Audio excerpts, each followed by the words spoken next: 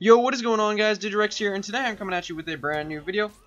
And in today's video, we're going to be looking at Tribute, the new game mode added in Season 4 of For Honor. And we're going to be talking about some of the best heroes for Tribute. And you might think right off the bat that, you know, all the fastest heroes would be the best for running the, Madoodles, the flags, but that is really not the case, and I'm going to be telling you guys why in this video, and I'm going to be showing you guys some of the best, or telling you guys about some of the heroes that I found best to play this game mode and be successful and get wins and kill people and just do well in general. So, my first man on the list here is Lawbringer. Lawbringer is especially good for winning team fights, and his feats are pretty decent early on. His bombs help win team fights for those flags, and winning those team fights is vital to winning the game, because if you're not winning team fights, then you're not obtaining any flags, you're not defending any of your own flags. And Lawbringer is a decently good team fighter, and he's not the slowest character as you might think. He's classified as a hybrid, not a heavy, so he doesn't have that super chunky movement speed that a lot of the heavies do. He's actually pretty fast, and on top of it, he can spear people, so if they're running away with the flag, he can spear them in the back, and your teammates can destroy them if you can pull that off. Either way, Lawbringer is an extremely fast hero, especially for his size. So the next one I want to bring up is Raider. It's for similar reasons. Also, there's no really ways to heal in this game mode besides feats and executions. So characters with a slightly larger health pool are pretty good because you have a long survivability. You don't die super easily in team fights like a Shinobi would. You can just survive a long time and kill a lot of people in your life just because you just have so much health and other people can't really regen it that easily. So if you have a large health pool, you got a lot going for you over other characters. But like I said, that brings me to Raider. Raider is another decently fast hero that you wouldn't expect to be super fast. He's got a pretty large health pool, not the largest, not the smallest, pretty average, a little bit on the big side. He's also quite a quick hero, which is really good.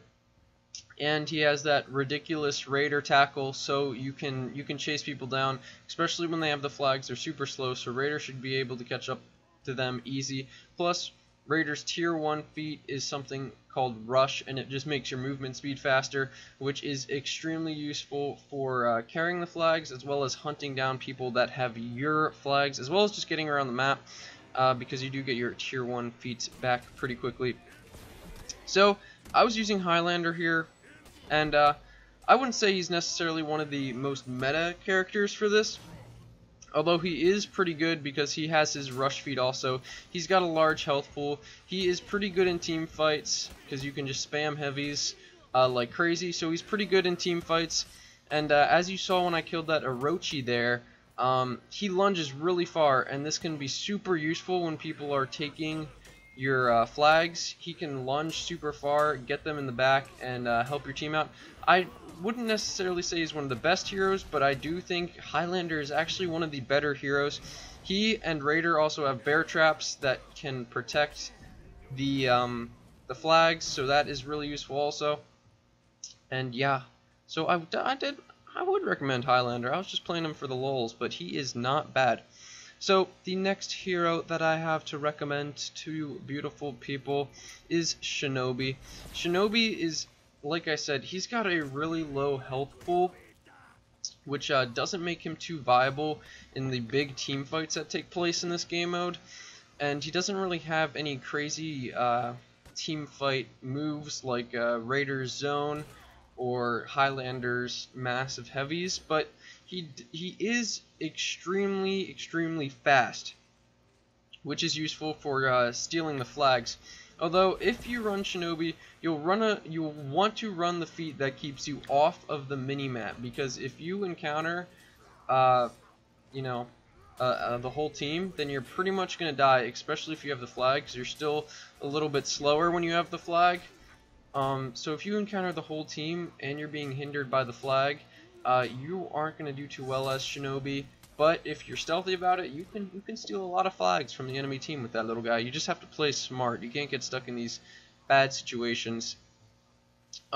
Shaman, our new hero, one of our new heroes, is extremely good for this right now, especially just because she's really good in team fights, or not really good, but she's decent in team fights. She's got those mad unblockables. She's also got a tackle, which is really nice, and the tackle lunges super quick, so it can attack people who are stealing flags. And when you bite somebody in the neck, it also regens your health, so this is another good way to stay alive since you can't regen health too easily in this game mode. The health regen is really crisp with Shaman. And then the last character that I have to recommend you guys, but before I recommend the last character, I just want to do a few honorable mentions. The Gladiator is really good because of his movement speed and because of that feat. He can throw those little balls on a chain at you and it will stop you. It's like a bow, but basically it stuns you, which is really good for hunting people down. And Orochi is also pretty decent. Orochi has a lot of ranged weapons, which will make people drop their flags, because if you guys didn't know, once you take damage, you drop your flag. So Orochi can use his kunai and longbow to make people drop their flags, which is pretty decent. But those are just honorable mentions. And one of the best heroes, I think, for this game mode is actually Shugoki. Shugoki is a beast, and you might not expect why he's a beast. So you guys know Shugoki's charge that got kind of nerfed into the ground after like Season 1 of For Honor? Well, that thing can make people drop flags when you hit them with it. Even if you don't really like knock them off a cliff or anything, if you just brush by them with it, they drop flags. And Shugoki also has a absolutely massive health pool, so you will be staying alive for a while. He's got mad unblockables for team fights, which is really nice. He's got good hyper armor, which is good for team fights. So he's not the fastest, he's probably the slowest, but honestly, he is not bad in this game mode just because he can make people drop flags so easily. He's got a super large health pool, and his back break can help you regen health also, which is really nice in this game mode. So overall, I would not expect it, but Shugoki is actually a pretty viable hero. But those are just the heroes that I think are best. Something like Shugoki, Orochi, Shugoki, Orochi, Raider. Those are probably my top threes. Lawbringer maybe. If you guys have anybody that you've had some successful games with, let me know in the comments below. I hope you guys enjoyed the video, and I'm going to leave you guys with the rest of this game because it does end pretty excitingly. Hope you guys enjoyed the video. Some Digirex. Peace.